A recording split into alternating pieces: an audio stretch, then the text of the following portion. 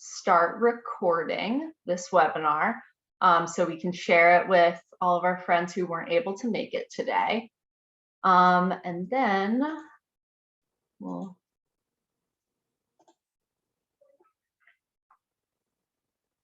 go ahead and share my screen.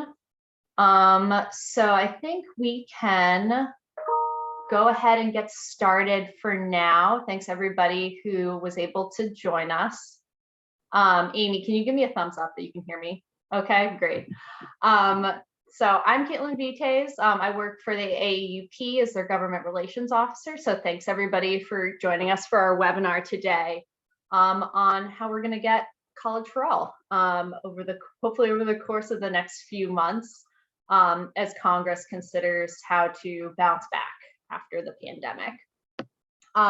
So a few of the things that we wanted to run through today is a quick backgrounder on how we're going to get free college and the rest of the New Deal for higher ed put into place, and then wanted to walk through some of the problems that we're trying to fix, largely stemming from the Great Recession, but also, some problems that we've identified and how higher ed works as a result of the pandemic.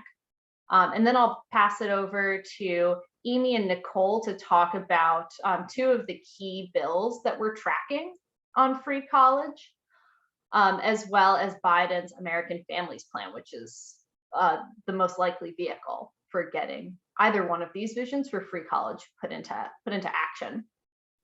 And then we can discuss a little bit more about the timeline and who we need to influence to better make sure that we are serving all of our institutions and creating fair workplace for faculty and staff on college campuses, and what we can do to change the process. So I think before I dive into the overview, I'll let Aimee and Nicole introduce themselves, and then folks can throw their own intros to say hello and where they're calling in from in the chat. As we move forward with our talk today, you can put questions about any of the content that we cover in the Q&A box. And then once we start doing the overview on the bills, we'll turn off the chat just to get everybody focused and take notes on all the content we'll be throwing at you. And then we'll take some time at the end to do some Q&A from folks of questions that they've submitted beforehand or that they throw us in the chat, in the Q&A box during today's presentation. So Aimee, do you want to go ahead and introduce yourself? Sure. Thanks, Kaitlyn, and thanks AAUP for organizing this webinar. I'm Aimee Loiselle, and right now I'm a postdoctoral fellow at Smith College, and I'm a co-facilitator for the Scholars for New Deal for Higher Ed. For folks that don't know, that's an independent group of scholars who are allied with AAUP and AFT on this national agenda for a New Deal and federal reform.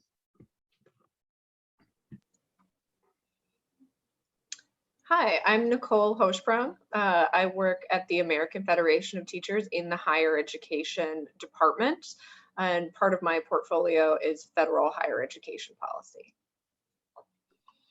Cool.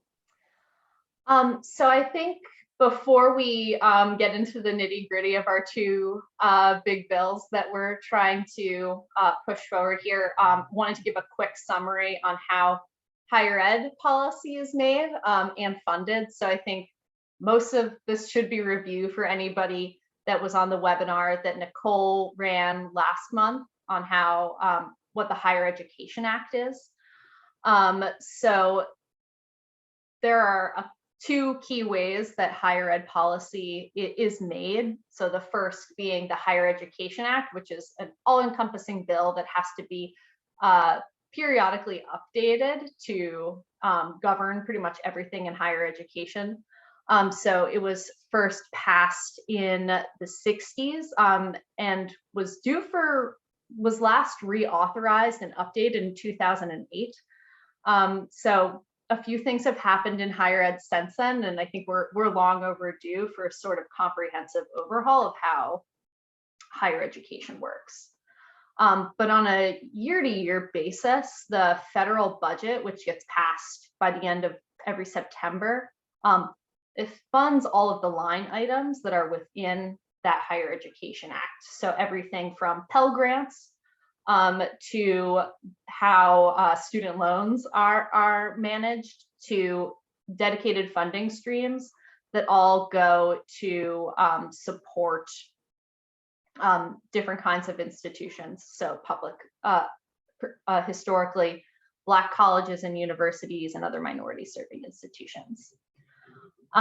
Those are the two main vehicles that we try and pass higher ed policy through, but there's also smaller scale reforms and changes to that overarching Higher Education Act that can get passed as standalone bills or can get tacked onto the annual budget in otherwise really difficult legislative sessions like those that we've seen over the course of the past few years.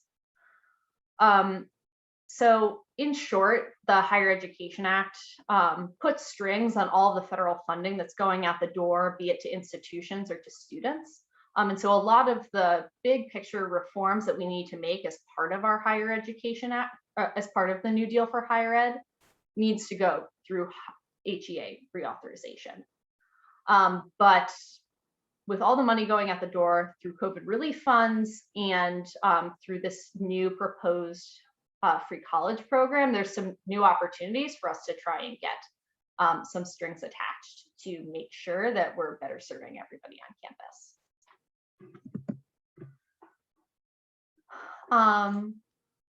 And then a few notes on things that we've learned in this crisis and the last one in the Great Recession. In large part, our work to create a new deal for higher ed is going to be undoing longstanding problems that have been exacerbated over the course of the past decade. So I think it goes without saying that in an economic downturn, there's going to be more financial need from students to help them get into and stay into college. And on a really basic level, as we fight for a new deal for higher ed, we need to get Congress to dramatically increase the spending and the funding that it's putting into higher ed to meet the needs of the moment. But there's two sides to this, and if we're going to be really fixing the problems of the last recession, we need to get states to also increase their funding.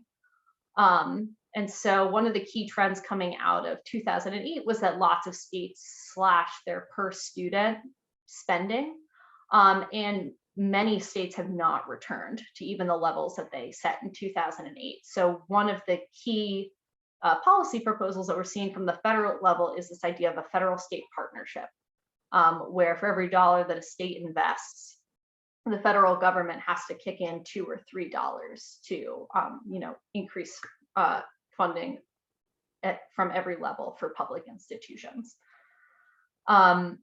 This is going to be paired in a lot of ways with the ideas of maintenance of effort and auto stabilizer provisions that try and extend that long-term funding from more than just that one influx of funds, but to maintain more even spending over the course of several years. And to make sure that the federal government automatically kicks in money in the event of an economic downturn, rather than having a wait and see period where we're waiting for the federal government to pass giant response packages like the CARES Act. These sorts of things ought to be automatic in the future. And then in the Great Recession, there was also a pretty big increase in the number of students going to for-profit colleges, which advertised really enticing financial aid programs when states didn't offer quite as generous terms at public institutions, and then saw an increase in part-time and non-tenure track positions among faculty. And obviously this is a problem that existed long before the Great Recession, but certainly the situation did not get any better after the Great Recession. And then a few things to keep in mind that we need to fix from this recession. So I know y'all have been on the ground pushing back on your institutions and how they've reacted to this moment of crisis, but I think it's worth talking about two key trends here. The first being that there was a lot of money that has gone out the door over the course of the past year, and Congress didn't put a ton of strings on it because they wanted to allow institutions to be responsive to local needs and give them greater flexibility to respond to the problems that they saw popping up in their campuses and in their states. But that didn't work out in faculty's favor all the time, unfortunately. So lots of y'all have stories of how this has worked on your campus and how austerity measures have hurt the very people that make the whole university run. So there's really clear need for more strings attached to future funding that goes out the door. And then I think the second thing to note is that there's been pretty widespread acknowledgement about the need to meet student basic needs outside of the classroom. So billions of dollars going out the door that are earmarked for emergency grants to students to help them pay for Wi-Fi, pay for childcare, pay for food, and acknowledging that once we get students into college, they still have a lot of needs that we need to address in order to make sure that they succeed. But there hasn't been nearly as much acknowledgement about, the basic needs of the people that make the university run and how faculty working conditions are student learning conditions. And we haven't fully addressed the hard work that staff and faculty have put in, moving heaven and earth to get people's classes online and make sure that the university still runs. So the pandemic's not over, but we can still work to fix some of the problems that's created and set up our universities to better serve everybody that's on campus. So I think with that, I will pass it over to Aimee to talk about College for All, the first of the 2 free college bills that's out there. Thanks, Kaitlyn. So I'm going to talk about College for All because, and part of the reason is because Scholars for a New Deal is really throwing their support behind this bill.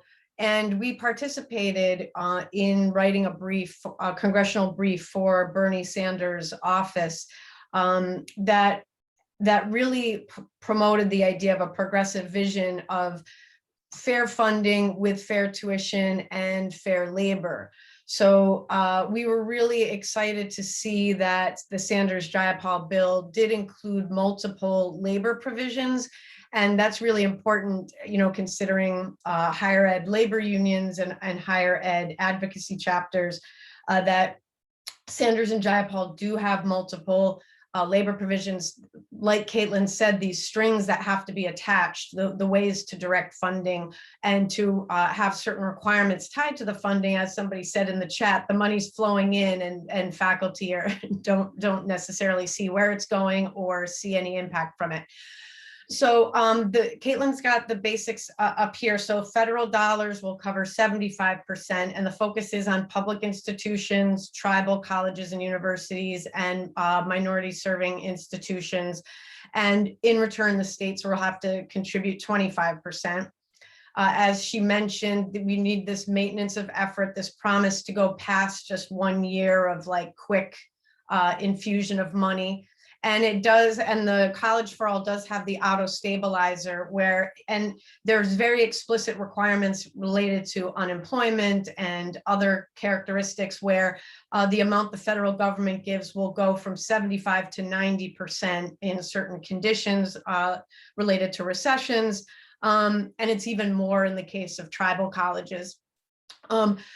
It also increases the amount that of income for families and for independent students. So it is very explicit that dependent students and families versus independent students will all get increases.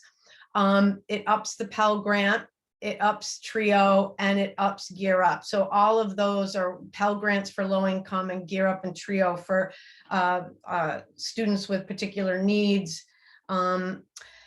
And here we have a couple of the strings that are really important to Scholars for a New Deal, which is that 75% instruction must be done by tenure or tenure track faculty within 5 years. And then there's a provision that priority must be given to existing adjuncts.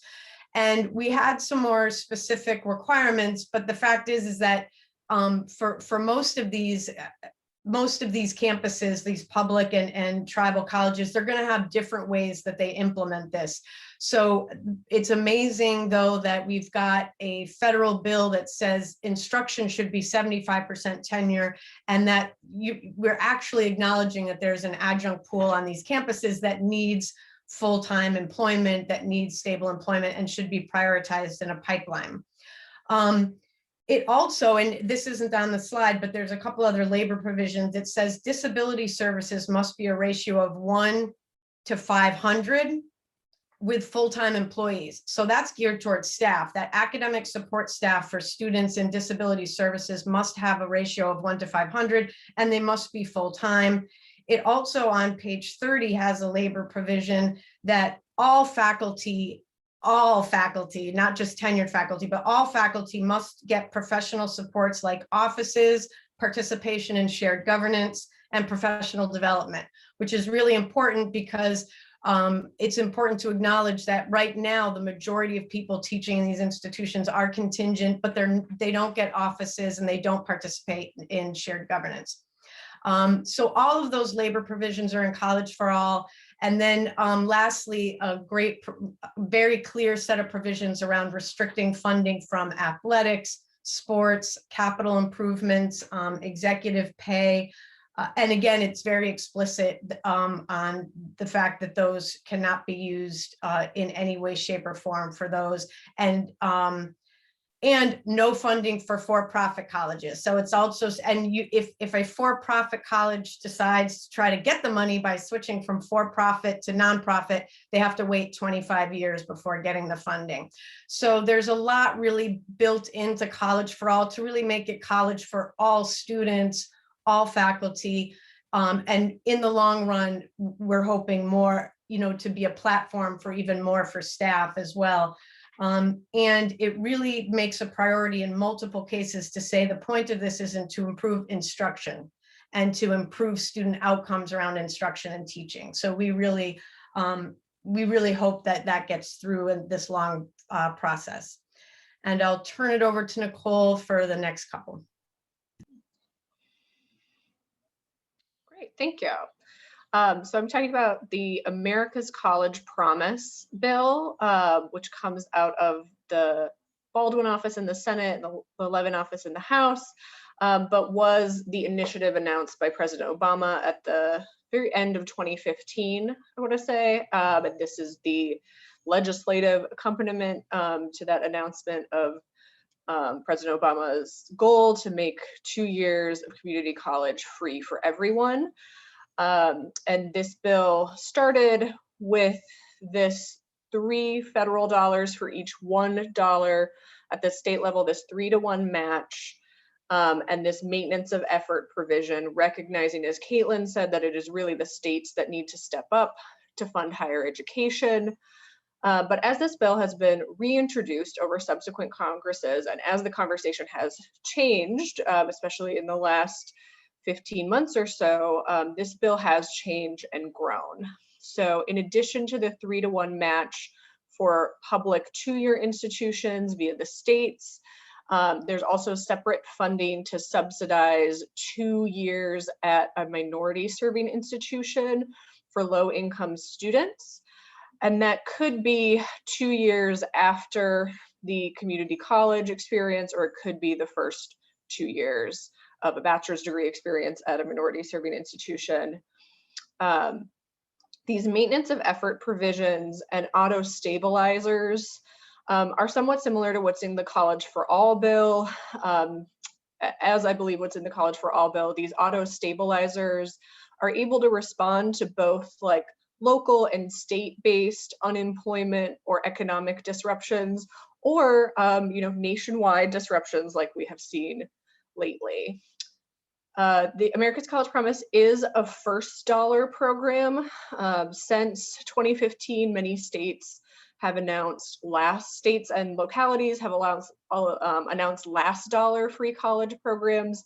So a first dollar program allows the student to keep their Pell Grant or any kind of state-based grant, like a Cal grant, for their own living expenses. And I think this is really important, especially at the 2-year associate's degree level, because we know that the greatest cost to the student, the community college student, actually isn't tuition, it's the opportunity cost of going to college, and it is the living expenses. America's College Promise, this new version from this Congress, newly requires equity audits of states to analyze all of the institutions in their state to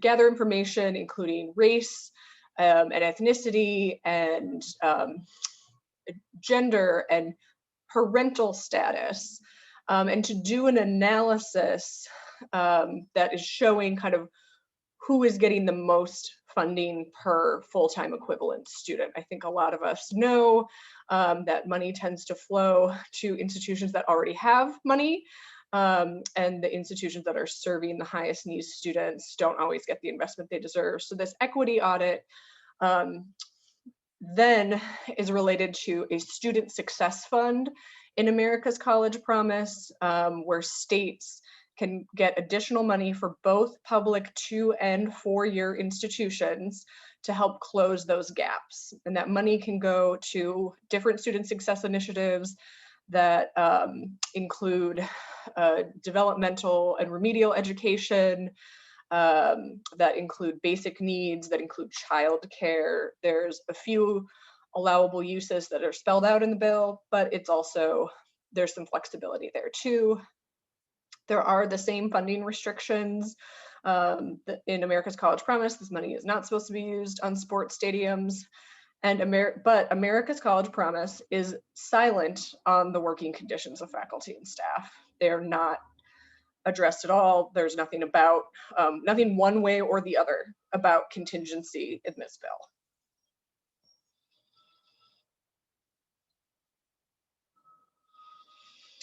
And then the next thing I want to talk about is Biden's American Families Plan. Now, as Kaitlyn said this earlier, but I want to reiterate that the America's Families Plan is not yet a bill. So we have an outline, we have some fact sheets, we have some public statements made by the Biden administration, but we don't yet have a bill. So in some ways that could work in our favor. You know, we're still negotiating, they haven't put pen to paper. But I think you will see, if you look at these details, there are a lot of similarities to America's College Promise. The American Families Plan is also proposing a federal-state partnership for 2 years of free community college and to subsidize 2 years at minority-serving institutions. They're a little more specific and a little more generous in that they say that this subsidy at minority-serving institutions would be free tuition for students who are part of families who make less than $125,000 a year. Biden's plan also proposes about a $1,400 increase to the Pell Grant, bringing it to almost $8,000, and wants to put the Pell Grant on a path to doubling from the current Pell Grant, so that would put it around $13,000. There's also a very large $62 billion evidence-based student success fund, similar to the student success fund that I just talked about in the America's College Promise. But in the outlines that we have, Biden's plan does specifically mention that the student success funds, which again go to 2- and 4-year public institutions, and minority serving institutions, can be used for faculty recruitment and retention and other faculty supports. American Families Plan also explicitly includes Dreamers in all of this, in this kind of access to the Pell Grant, which can go, you can use the Pell Grant at all sectors of institutions, and includes Dreamers in the federal-state partnership. You might have heard that Biden has also proposed funding for infrastructure at community colleges, and that is true. That is part of the American Jobs Plan, which is another big, ambitious plan from the Biden administration. That's actually, the infrastructure bill, and we expect that to move first. So American Families Plan might be in addition to some infrastructure funding at community colleges and MSIs.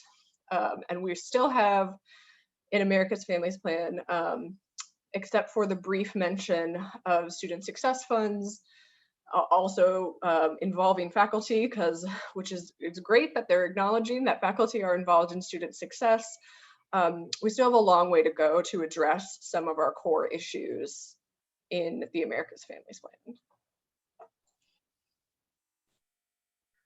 Cool. So I think to sort of sum up those two bills and then the American Families Plan, like the likely path moving forward to get free college for all, we have a little bit of work to do to make sure that it's meeting our needs. So first of all, ideally get these bills to support all four-year institutions and not just two-year ones.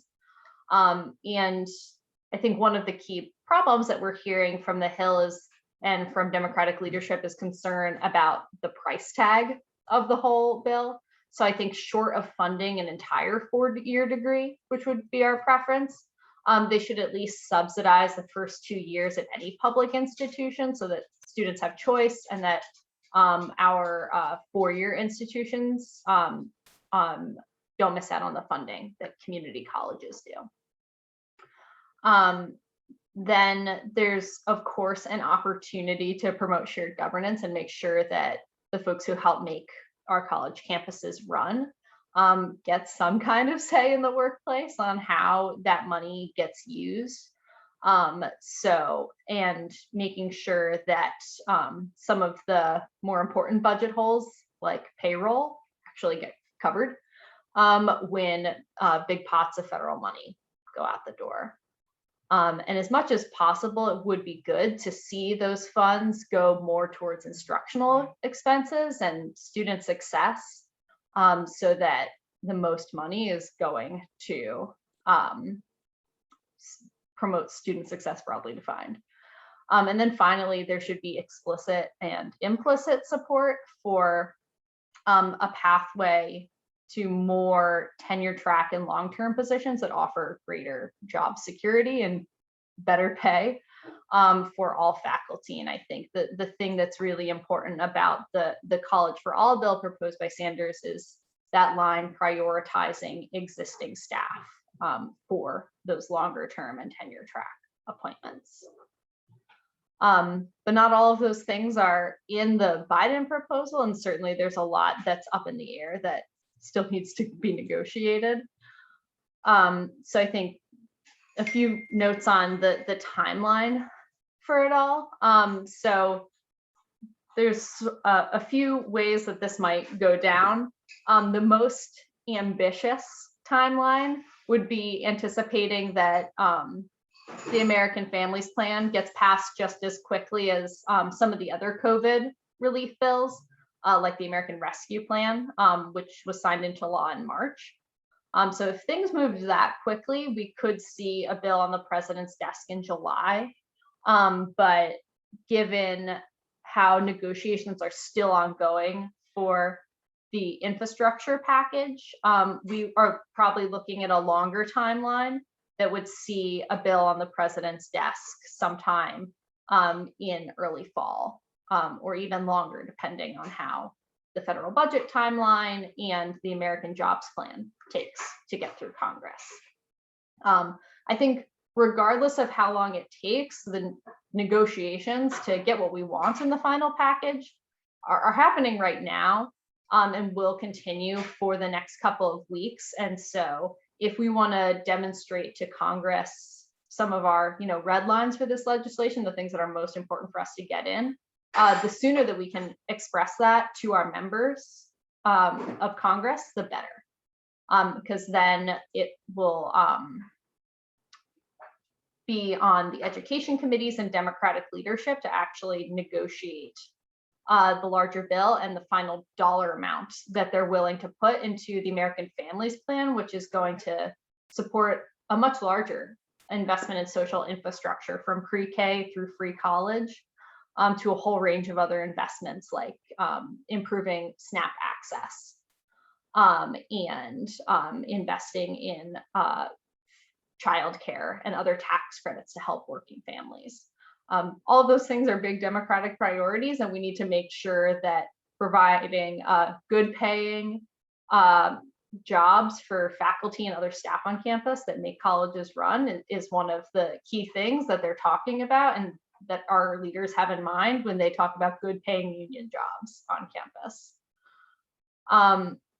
And I think there's a window of opportunity as the education committees begin writing some of the Biden outline into law for us to get some of the things around faculty job security, and perhaps opening up that funding from minority serving institutions to go to more four-year institutions, that if we can be loud now, we can try and get our foot on the door and get more of that funding.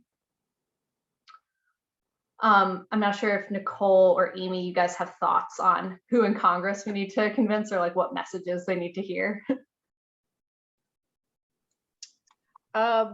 I think that you should be talking to whoever you have access to, even if they are, Democratic leader Chuck Schumer, as pictured here, because as Kaitlyn also said, there are lots of different priorities in this bill, lots of things that we also support, but it's important that they're hearing from us, that everybody is hearing from us and hearing our perspective, because they will be hearing from a lot of people.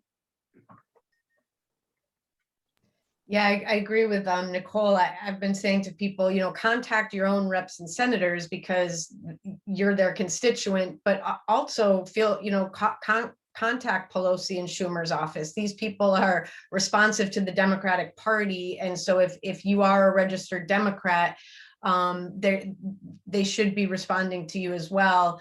So contact as many people as you can as far as your own representatives, and then obviously I think also contact the White House. They have a line to contact for legislative outreach.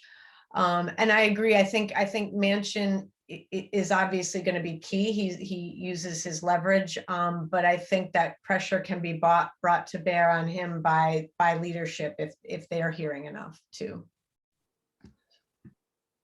Yeah. And I think there's a lot of states where folks on this call are from that have perhaps more moderate senators that are currently in support of the free college plan, and are already bought in on the idea that people should have access to a 2-year degree or some other training to help them get a good job. And if we can move those folks a little bit further to the left and get them in support of good working conditions and making sure that people can access that same experience of, getting part of college paid for at any institution, it's easier to move those folks a little bit more than perhaps folks that we haven't yet convinced that free college at the 4-year level is the best way forward. So if we can move people a little bit who are kind of on the fence on these concepts, all the better. So I think sorry, I was just going to say, and I think it's really important when you do contact legislators and promote this, that to try to shift the narrative a little bit, because I think the free college narrative has kind of dominated mainstream press, and that really leaves out the labor side of it. And so to try to say, I support, fair tuition and fair labor, or I support like better, college funding and, improving campuses for everyone on campuses, but to try to shift away from just the free college narrative, it's really hard because that is the language that everyone's using. But I think part of that culture shift is really going to benefit students and workers in a coalition if they can shift away from that idea and create their own language around it. Yeah. So I guess before we have a discussion and answer some of the questions that folks have been putting in the chat, might want to talk about some of the things that we already have planned for the next couple of months to influence these conversations. So Aimee, you talked about having that united voice between students and faculty about a bigger picture vision. Do you want to talk about some of the things that Scholars has lined up for the next couple months? Well, I'm going to try to put in the chat. So we've been doing an effort, first of all, at a variety of coalition building. And so we've been reaching out to union locals, not just faculty locals, but also staff, clerical and service locals, to try to build some of these alliances, and also grads. I should have mentioned grad students too. There's grad student unions, to really show that by getting fair funding, that it can benefit, you know, all people on campus, undergrad students, grad students, and workers. We've also been doing as like she has here, some op-eds. I just put one into the chat. We had Kolina Sasankar and Stephen Adair at Connecticut Community College and a Connecticut State College, right, in support of that idea of getting funding to 2 and 4 years. And it's a great piece because it doesn't just talk about 2 and 4 year colleges, but that whole idea of equity and how US higher ed isn't just community colleges versus 4-year colleges, that community colleges are not an extension of high school. Community colleges are a pathway into next steps, which it tends to be state colleges and state universities. So that's the unit. So I think one of the problems with the way 2-year free college gets proposed is as if it's an extension of high school, but that's really not the way it functions. So it's a great op-ed I put in there. We also have other members working on op-eds in their states to promote college for all. And one of the things we were working with is the Debt Collective as well, which has quite a number of student members in it, to talk about how this would address budget issues on campus. And we're doing another webinar like this one at the end of June around that idea of student and faculty and staff alliances around budget issues, which I think is really key to getting people to promote college for all, is this idea of understanding the power of budgets and how it impacts all of us on campus, regardless of what we're doing there. Cool. And I know that many of the folks on this call who are part of AAUP chapters have probably also started conversations about starting statewide organizing meetings to get our chapter leaders active on this campaign for free college. So once we wrap up this call, we can definitely circulate some of the materials and tools that we have available for folks to start doing some basic campaign actions around this, be it tweets, or op-eds, or signing petitions and calling into offices. Have a lot of good templates available for folks to use in their local advocacy up to the federal level. And then I can't speak for AFT, but certainly for any AAUP chapters that want to partner on federal advocacy, we are happy to set up lobby meetings and plug you guys into the conversations that we're having at the federal level about, you know, how the pandemic has affected your institutions and how free college can help solve some of those issues. Yes. And if you're an AFT leader on this call, you may, and if you've been in AFT leadership for a minute, you may have already seen or already had access to information about, you know, how to conduct a lobby meeting, and been looped into other communications. If you don't receive those communications, please email me. I'm going to drop my email in the chat, and I think it's at the end as well. And then there's also a variety of affiliations. We have joint affiliates, we have members of the Scholars for the New Deal who are also AFT members. So I would also just urge you all to reach out to each other, reach out to nearby institutions, reach out to community colleges that are transferring students to your institution, or the other way around, reach out to the K-12 teachers in your area and try and tell this story and build this narrative that we need free college that comes with decent working conditions. I did just want to address what is a couple of the questions that come up revolve around the idea of why tenure is in the College for All Sanders Jayapal bill. And that was a big discussion, but Sanders and Jayapal wanted the tenure in there. And then when we discussed it, what we realized was what we need to do is change the tenure system on campuses, but the word tenure actually protects faculty in a way that just saying let's put funding towards instruction doesn't. If we just this has been the problem with COVID funding, right? Is that the funding floods into the campuses and you can say it needs to go to certain things, but it can really go anywhere. And if you say it has to go to instruction or it has to go to teaching, you can still have all of those faculty be unbenefited, unsupported, with no offices, whereas the idea of tenure actually protects those faculty. And the idea with the bill is that 75% instruction has to be done by tenure or tenure track, and priority goes to contingent, but it'll be up to the people on the campus to actually determine that, because every campus has different ways to categorize their contingent labor.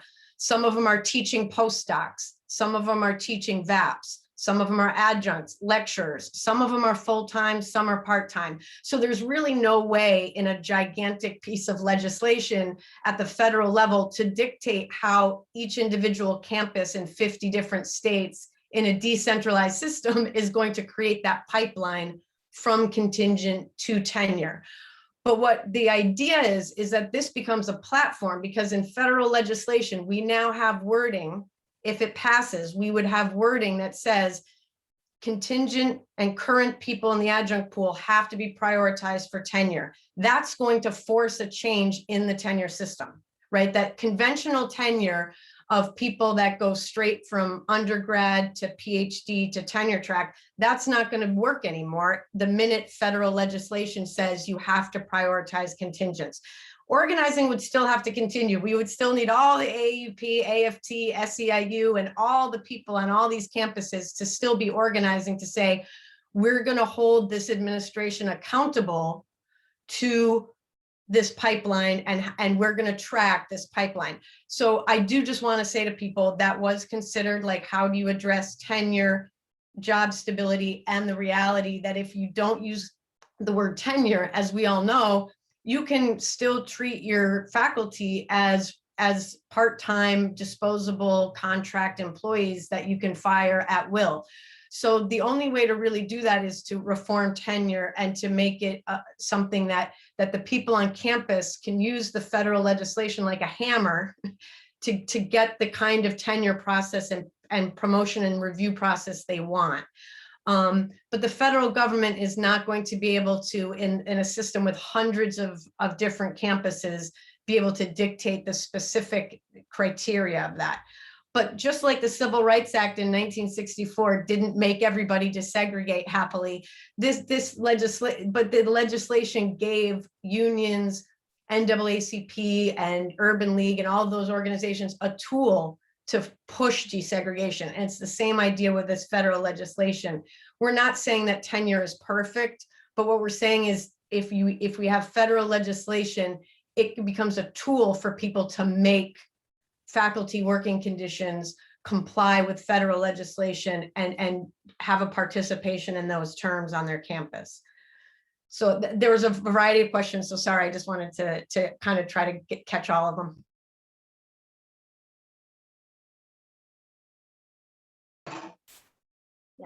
Great. And then I think there's been a lot of questions offline too about the potential ways that this could affect four-year institutions if we're unable to get funding to go beyond just community colleges. So I'm wondering if you guys could talk a little bit about the need to get more funding to go to 4 years. Sure. I've seen a lot of chatter so I'm in Washington, D.C., by other, inside the Beltway groups about what this means for different sectors. I've seen some interesting stuff in the chat. And one is I want to talk, I kind of saw a question in the chat about, why 4-year colleges are more expensive, and, why would we want to expand into 4-year colleges if we are trying to spend money strategically. And there's a couple of things that I kind of want to point out about that. One is that there's such a diversity within American higher education, which is, I think, part of the strength of American higher education, about where institutions are and which states invested in community and technical colleges and which states invested more in 4-year regional universities. So if you are only investing in 2-year schools, in some states, you're creating real education deserts, where those 2-year schools are not near enough people to really make a big difference.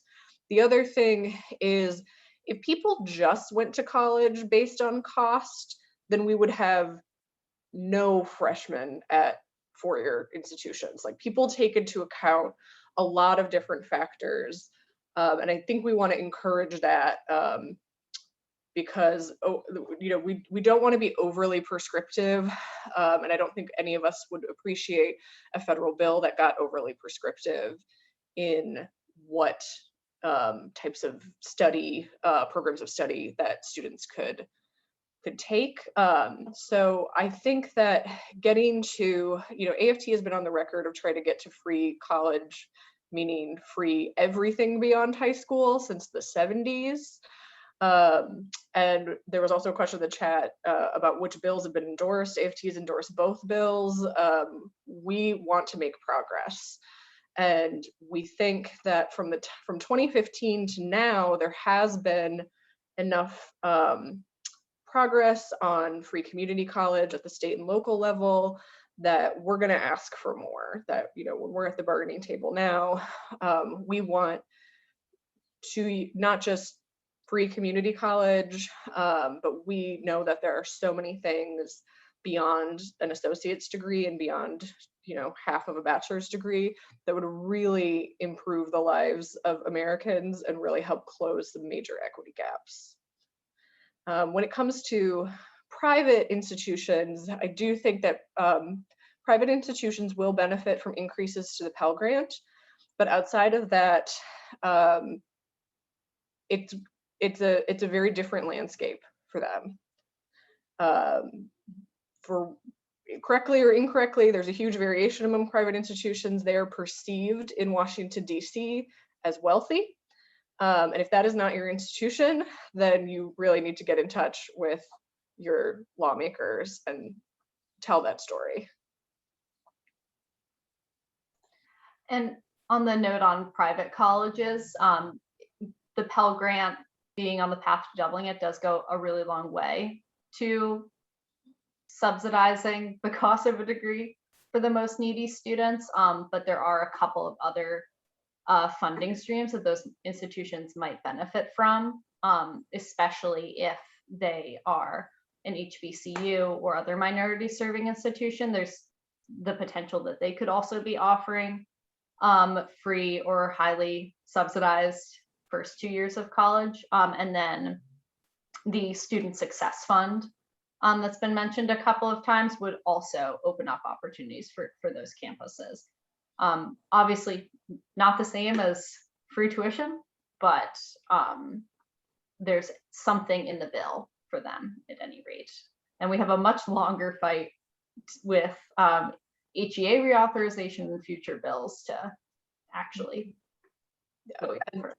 Just to comment on this, I think this is a great comment in the chat. 2-year schools are proposing offering 4-year degrees, and 4-year schools are being pressed to offer courses for 2 years. Like, that is so true. And that is just off, like, so the distinction between what is a 2-year school, what is a 4-year school, is becoming less distinct. And part of the magic of free college is the messaging of it. And we don't want students to have to navigate to be dissuaded from going to college at all because they can't navigate like, well, is this included in free college? Is this program included in free college?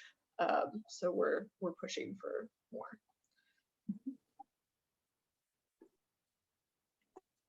Cool. Are there other things that y'all see in the chat or in our Q&A that you want to jump on?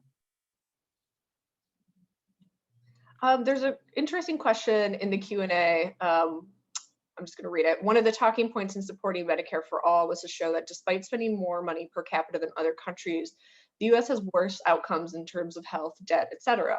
Similar pattern exists for higher ed. The US spends a lot per capita compared to most of our peers, but because so much of the costs are put directly on individuals, our outcomes are worse. So has the New Deal for higher education considered using some similar talking points for higher ed? This is a really interesting question to me because many people in Congress are very committed to American exceptionalism when it comes to higher ed. And I would be interested in hearing from you, Steve, about what kind of countries we should be looking at as far as comparisons.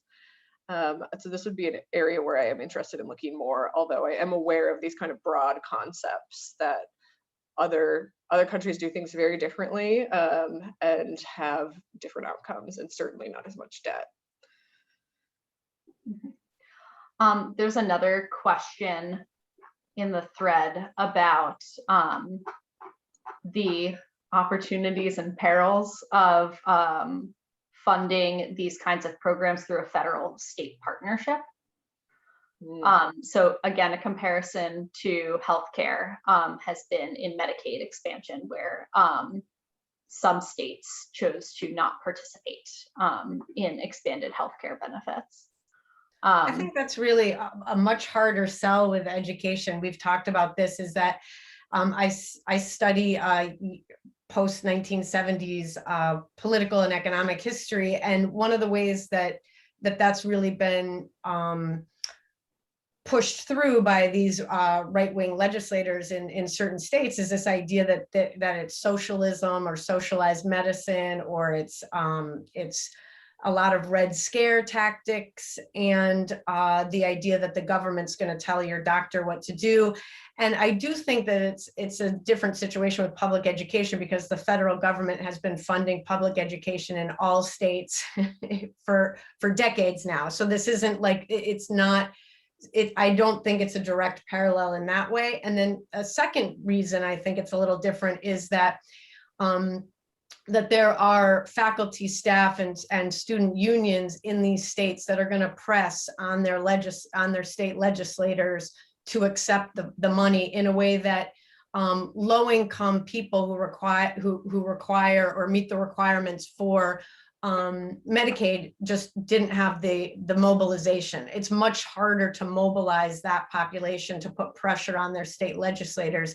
And in this case, we already have AAUP and AFT chapters in most of these states, or we have the United Campus Workers, which has been actively organizing in many anti-union states where it's too hard to get certification as a bargaining unit.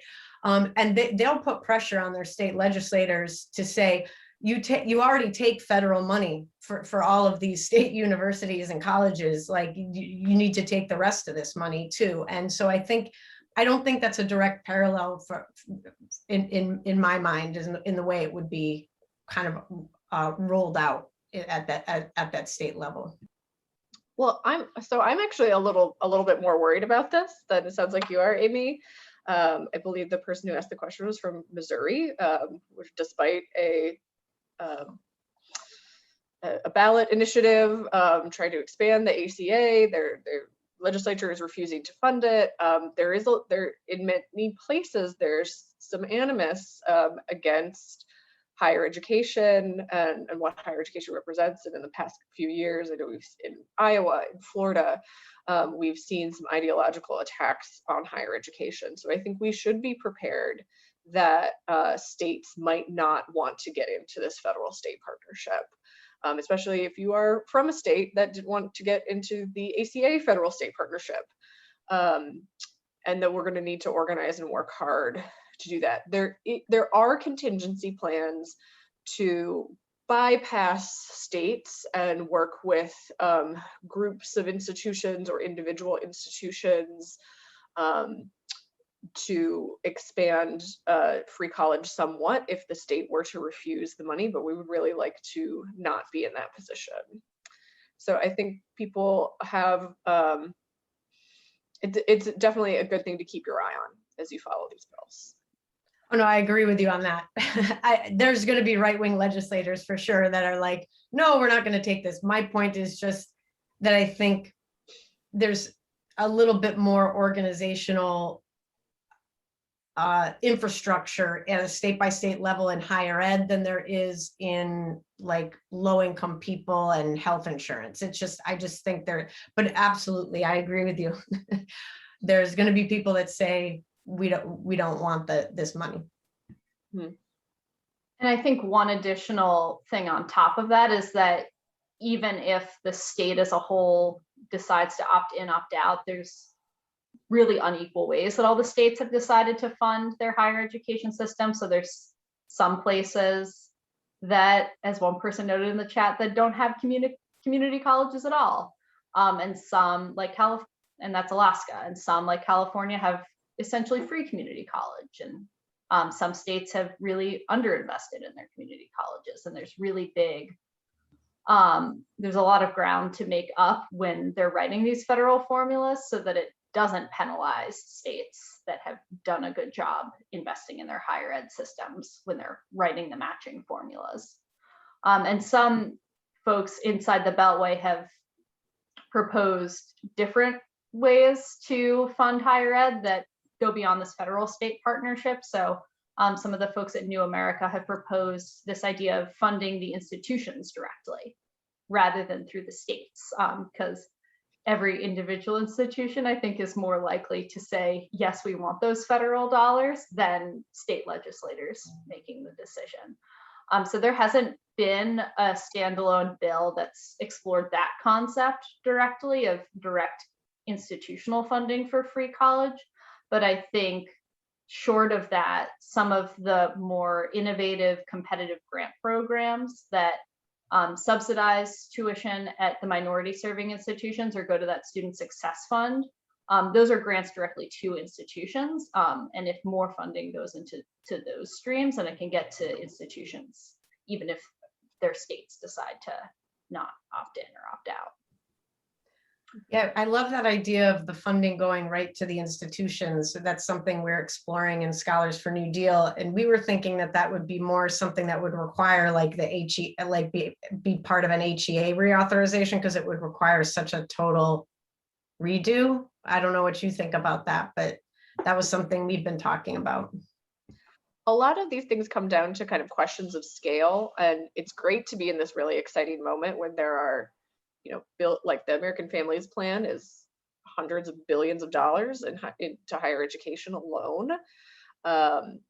And there are currently programs that do fund institutions directly. There are programs that fund all kinds of priorities that we share that vary from student success and minority serving institutions, but they are not funded at a level that is really transformative. They're far behind where institutions really need. So there are some questions in the chat about that seem to kind of get about questions of strategy on all of this. And I want to say that the Biden administration, you know, if they don't have a bill yet, and they may not be writing the bill, Congress may be writing the bill, and it's just really important that we not leave the bargaining table at this point, and that even if we are kind of unhappy with some of the things, and we do want more, but that it's important that we stay engaged in these negotiations. Yeah, I think ultimately we're not going to get everything that we want, but we got to fight like hell to get what we can, and then know that there's still a lot, especially on the tenure and protecting contingent faculty question, that is still going to be decided at the local level after this money goes out the door. So have a lot more work to do. Mm-hmm. I think you were going to say something, Aimee.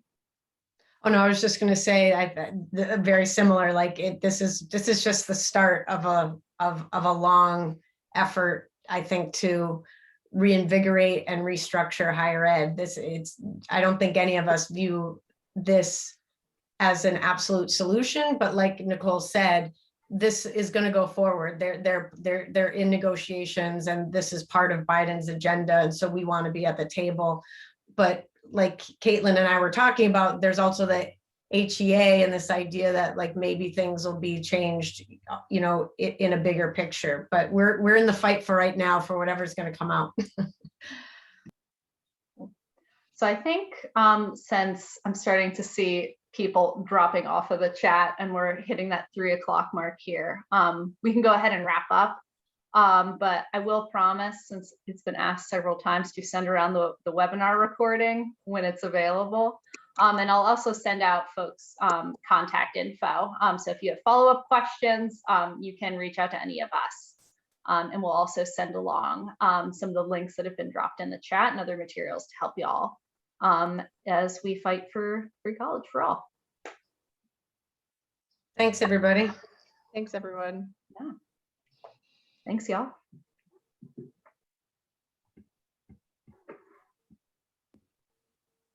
All right.